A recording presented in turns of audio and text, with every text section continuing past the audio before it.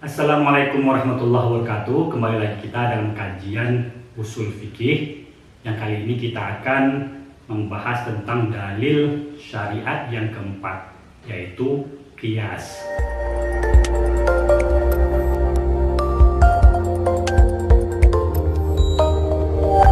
Innal hamdalillah nahmaduhu wa nusalli ala rasulillah wa ala alihi wa man wala amma ba'd. Dalam kesempatan kali ini kita akan membahas tentang qiyas. Qiyas merupakan dalil hukum syariat urutan yang keempat setelah Al-Quran, Sunnah, dan Ijma'. Nah, apa itu qiyas? Qiyas secara bahasa bermakna al-qadru, yaitu ukuran. Sementara berdasarkan istilah yaitu qiyas adalah ilhaqu amrin ghairi mansusin ala hukmihi syar'i bi amrin mansusin ala hukmihi listirakihima fi illatil hukmi. Qiyas itu adalah menggabungkan antara perkara yang tidak disebutkan hukumnya dalam nas dengan perkara yang disebutkan hukumnya oleh nas karena kesatuan ilat di antara keduanya. Nah, jadi qiyas itu adalah analogi hukum yang tidak perkara yang tidak ada hukumnya, maka itu akan disamakan atau dianalogikan dengan perkara yang ada hukumnya yang disebutkan oleh nas, yaitu Al-Quran, Sunnah, dan Ijma'. Nah, kesamaan itu, analogi itu bisa disamakan kalau ilah itu sebab hukumnya memiliki kesamaan, seperti misalnya kampur. Nah, kampur itu kan tidak ada hukumnya di dalam Al-Quran maupun Sunnah maupun Ijma'. Nah, itu kan perkara-perkara yang baru ini. Namun karena ilahnya sama-sama memabukkan, maka dia dikiaskanlah kepada khomar yang hukumnya menjadi haram. Nah, kias ini bisa berjalan kalau rukun-rukunnya itu terpenuhi. Nah, nanti kita akan bicara tentang apa-apa saja rukun-rukun dari qiyas. Nah, kita akan melihat apakah qiyas ini bisa dijadikan hujjah syar'iyah atau dalam artian menjadi dalil hukum. Nah, untuk sana maka kita perlu juga melihat dalil-dalil mengapa qiyas ini bisa dijadikan dalil hukum. Yang pertama adalah dari Al-Quran. Allah berfirman, "Ya ayyuhalladzina amanu atiullaha wa atiur rasula wa ulil amri minkum fa in tanaza'tum fi syai'in farudduhu ilallahi wa rasulih." Hai orang-orang yang beriman, taati Allah, taati Rasul dan pemimpin kalian. Dan jika kalian berselisih terhadap suatu perkara, maka kembalikanlah kepada Allah dan Rasul. Nah, jadi di sini yang menjadi dalil itu adalah fa in tanaza'tum fi syai'in. Jika kalian berselisih dan perkara, maka kembalikan kepada Allah dan Rasul. Di antara maknanya adalah jika terdapat perselisihan hukum yang secara tegas tidak dijelaskan dalam Al-Quran, Sunnah maupun Ijma', maka menyamakan hukum dengan hukum yang ada dalam Al-Quran dan Sunnah karena kesamaan ilatnya, maka hal tersebut bisa dikatakan kembali kepada Allah dan Rasul. Nah, kemudian dalil Al-Quran yang lain itu adalah fakta biru ya ulil absor. Inna fi dzalika la'ibratan liulil absor. Fakta biru ya ulil absor. Ambillah pelajaran wahai orang-orang yang berpikir. Inna fi dzalika la'ibratan liulil absor. Sesungguhnya hal yang demikian itu adalah pelajaran bagi orang-orang yang berpikir. Nah, ayat ini juga dalil. Nah, qiyas menyamakan satu peristiwa dengan peristiwa yang lain disebabkan adanya kesamaan sifatnya. Mengambil pelajaran di dalam sebuah peristiwa itu berarti mengambil adanya kemiripan-kemiripan, adanya kesamaan-kesamaan. Misalnya, seorang atasan menghukum karyawannya karena tidak disiplin. Lalu atasan ini mengatakan kepada karyawan yang lain, kalian ambillah pelajaran dari perkara ini. Maka itu artinya jika karyawan-karyawan yang lain tersebut melakukan perbuatan yang disiplin, maka hukuman juga tetap akan Ada, karena ambillah pelajaran dari hal-hal tersebut. Berarti adanya menyamakan suatu peristiwa dengan peristiwa yang telah terjadi. Nah, itu dalil dari Al-Quran. Kemudian dalil dari As-Sunnah. Nah, dalil dari As-Sunnah ini yaitu adalah ketika Nabi Rasulullah SAW mengutus Muaz ke Yaman untuk menjadi qadhi. Rasulullah berkata kepada Muaz, "Kaifa taqdi idza arada laka qada?" Qala, "Aqdi bi kitabillah." Qala, "Fa illam tajid fi kitabillah." Qala, "Fa bi sunnati Rasulillah." Qala, "Fa illam tajid fi sunnati Rasulillah wala fi kitabillah." Qala, "Ajtahidu ra'yi wala alu." Fadaraba Rasulullah sadrahu wa qala, "Alhamdulillahilladzi waffaqa Rasulillah lima yurdi Rasulullah." Rasulullah berkata, "Bagaimana engkau memberikan keputusan apabila ada sebuah peradilan yang dihadapkan kepadamu?" Muaz menjawab, "Saya akan memutuskan menggunakan kitab Allah." Beliau bersabda, "Seandainya engkau tidak mendapatkan dalam kitab Allah," Muaz menjawab, "saya akan kembali kepada sunnah Rasulullah." Beliau bersabda, "Seandainya engkau tidak mendapatkan dalam sunnah Rasulullah serta dalam kitab Allah," Muaz menjawab, "saya akan berijtihad menggunakan pendapat saya dan saya tidak akan berpaling." Kemudian Rasulullah menepuk dadanya dan berkata, "Segala puji bagi Allah yang telah memberikan petunjuk kepada utusan Rasulullah untuk melakukan apa yang membuat senang Rasulullah." Ijtihad, qiyas merupakan bagian dari ijtihad. Nah, jadi ajtahidu bi ra'yi tadi itu termasuklah qiyas. Nah, kemudian ada sebuah hadis, dan ini lebih menegaskan lagi. Hadis, suatu ketika Umar bin Khattab datang kepada Rasulullah. Umar berkata, "Sana'tul yawm amran aziman qabbaltu wa ana sha'im." Faqala Rasulullah sallallahu alaihi wasallam, "Ara'aita law tamatmatta bima'in wa anta sha'im?" Faqultu la ba'sa bidzalik. Faqala Rasulullah sallallahu alaihi wasallam, "Fa fima?" Kata Umar, "Hari ini aku melakukan suatu perbuatan yang besar. Aku mencium istri padahal sedang berpuasa." Rasulullah Shallallahu Alaihi Wasallam menjawab, "Apa pendapatmu apabila kamu berkumur-kumur dengan air padahal kamu sedang berpuasa?" Aku menjawab, "Hal itu tidak mengapa." Kemudian Rasulullah Shallallahu Alaihi Wasallam bersabda, "Lalu di mana masalahnya?" Hadis ini menjelaskan sangat terang sekali bahwa menyamakan antara mencium dengan kumur-kumur, bahwa hal yang demikian itu tidak membatalkan puasa. Nah, sudah sangat jelas itu analogi bahwa qiyas itu menyamakan satu hukum yang tidak ada nasnya dengan hukum yang ada nasnya, karena kesamaan illah. Illah itu adalah sebab hukumnya. Dalil yang berikutnya adalah ijma. Nah, para sahabat kerap menggunakan ijma dalam kehidupan mereka, dan itu sahabat-sahabat yang lain tidak ada menentangnya. Maka ini bisa dikatakan sebagai ijma, meskipun ijma ini termasuk ijma sukuti. Nah, pembahasan kita selanjutnya adalah tentang rukun-rukun qiyas. Qiyas tidak bisa dijadikan dalil hukum kalau dia tidak memenuhi 4 rukun. Jadi kalau sudah terpenuhi 4 rukun ini barulah bisa dijalankan. Yaitu apa? Rukun qiyas itu yang pertama itu adalah al-aslu, asal. Yang kemudian al-far'u, hukumul asli, dan illah. Yang pertama itu adalah asal. Asal ini adalah hukum yang ada nasnya dalam Al-Quran, Sunnah, ataupun ijma. Contohnya itu adalah khomar. Khomar ada disebutkan dalam Al-Quran.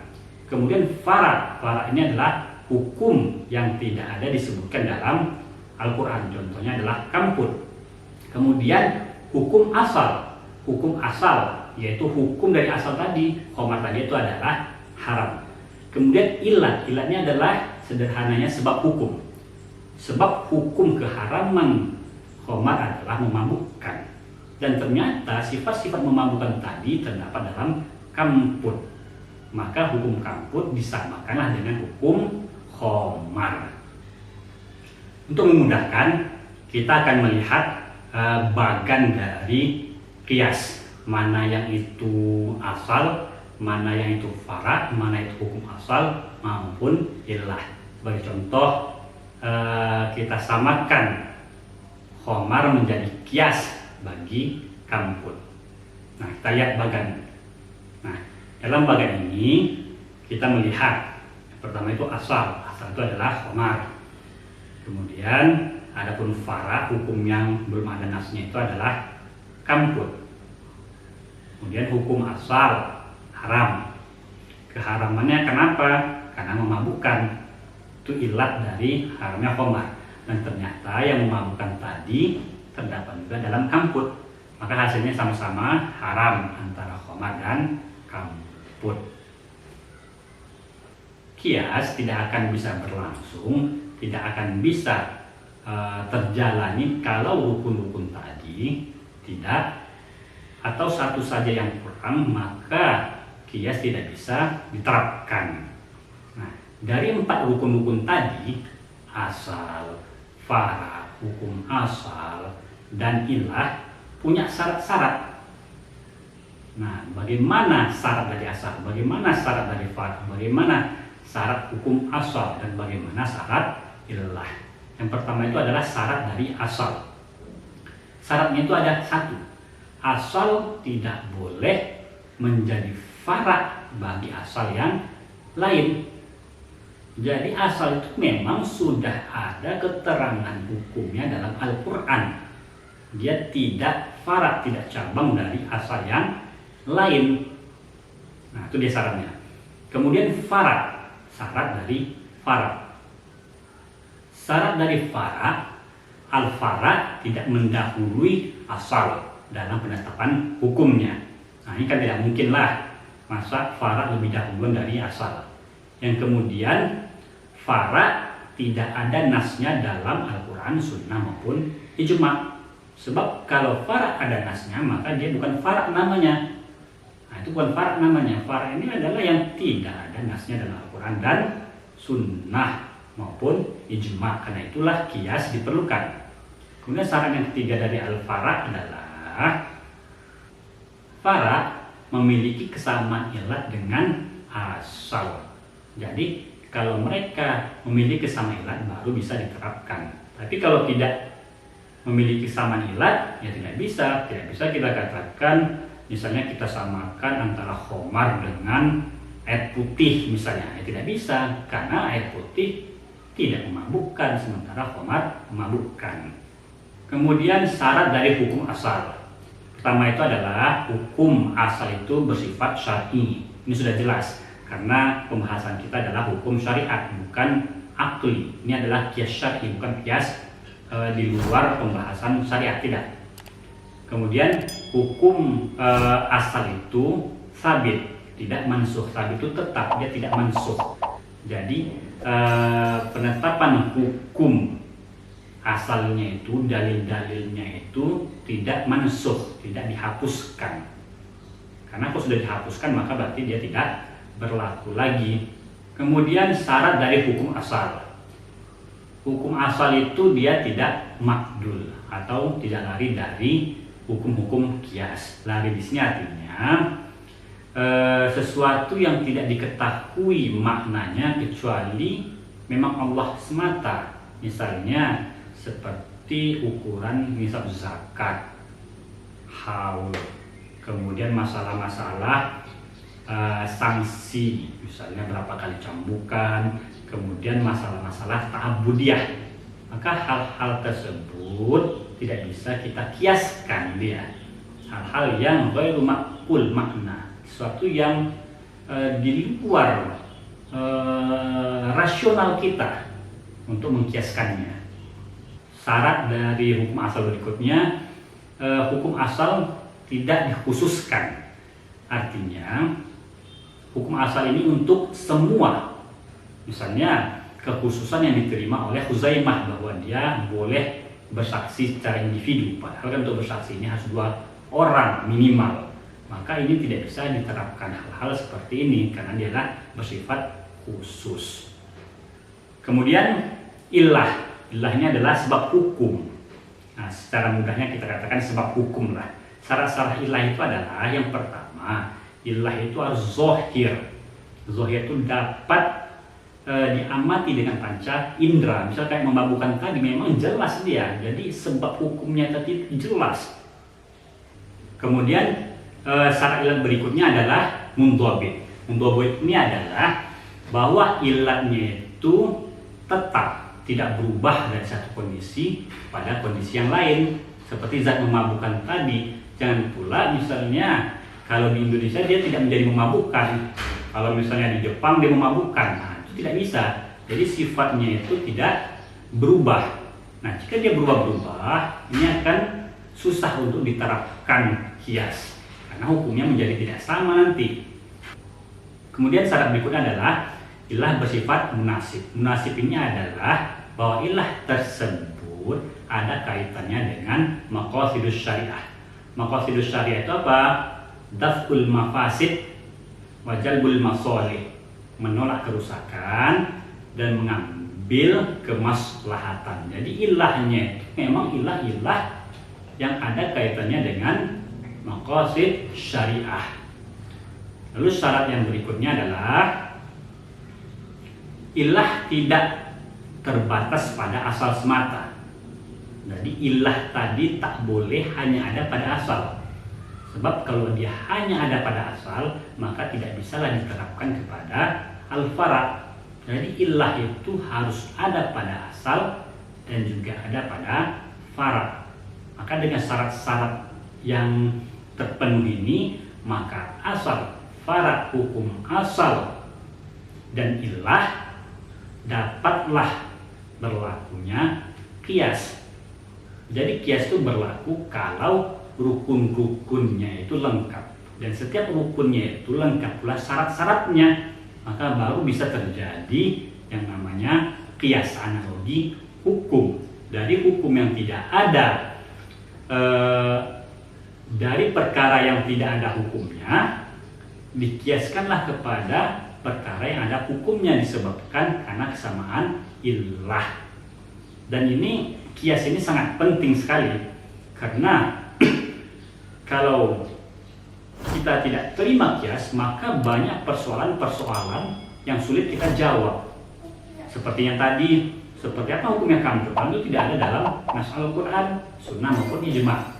Atau bagaimana pula misalnya kita untuk menzakatkan zakat fitrah dengan beras misalnya, padahal itu tidak ada dilakukan oleh Nabi. Nabi dulu bukan dengan beras. Nah, dan beras tidak ada disebutkan dalam Al-Quran maupun sunnah dan ijma'. Maka kita perlukan kias. Menggunakan kias untuk dalil hukum syariat ini juga perlu ketelitian. Karena bagaimana kita harus memeriksa asal, bagaimana kita harus memeriksa fara' juga, bagaimana kita memeriksa hukum asal, kemudian bagaimana ilah, apalagi masalah ilah. Nah, mengenai masalah ilah ini nanti kita akan bicarakan mungkin dalam sesi yang kedua, karena persoalan ilah inilah yang menjadi perdebatan sengit, perdebatan panjang di kalangan para ulama. Berikutnya adalah macam-macam kias berdasarkan ilah, kekuatan ilah pada asal dan fara', maka kias ini dapat dibagi menjadi 3. Yang pertama adalah kias aula. Hukum fara' lebih utama daripada hukum asal. Contohnya adalah memukul orang tua dikiaskanlah keharamannya pada berkata karena kan ayatnya wala taqul lahuma uffin, janganlah kalian berkata cis. Maka memukul orang tua lebih utama keharamannya daripada berkata yang menyakiti orang tua. Ilahnya mana? Sama-sama menyakiti, durhaka kepada orang tua. Kemudian kias yang kedua adalah kias musawi. Hukum fara' sama dengan hukum asal. Contohnya adalah membakar anak yatim itu dikiaskan kepada larangan memakan harta anak yatim. Nah, membakar anak yatim itu dilarang karena dilarangnya memakan harta anak yatim. Dan kedua hal ini sama-sama kuat, tidak ada yang lebih kuat antara membakar maupun memakan. Kedua-duanya sama-sama haram dan tidak ada yang lebih utama haramnya. Kemudian jenis yang ketiga adalah qiyas adna. Hukum fara lebih lemah dibandingkan hukum asal. Contohnya adalah apel dikiaskan kepada gandum dalam masalah ribawi. Nah, dalam hadis kan barang-barang ribawi itu kan termasuk gandum, tidak termasuk apel. Nah, bisakah apel termasuk dalam kategori barang-barang ribawi? Ada ulama mengatakan apel juga bisa termasuk dalam barang-barang ribawi. Namun dalam hal ini kiasnya adalah kias adna, kias yang hukum fara'nya itu lemah. Pembahasan yang berikutnya adalah mengenai masalah ilah. Nah, masalah ilah ini adalah pembahasan yang paling banyak menimbulkan perdebatan di kalangan ulama. Karena kias bisa diberlakukan kalau ilahnya itu sama-sama. Ilah pada asal dan ilah pada fara itu sama. Lalu bagaimana cara kita mencari ilah? Bagaimana kita menemukan ilah? Maka itu ada metode-metodenya, dan metode-metode inilah para ulama ada yang sepakat dan ada juga menimbulkan perdebatan yang sengit di kalangan para ulama. Namun untuk ilah ini kita akan lanjutkan dalam kajian berikutnya. Demikian saja. Assalamualaikum warahmatullahi wabarakatuh.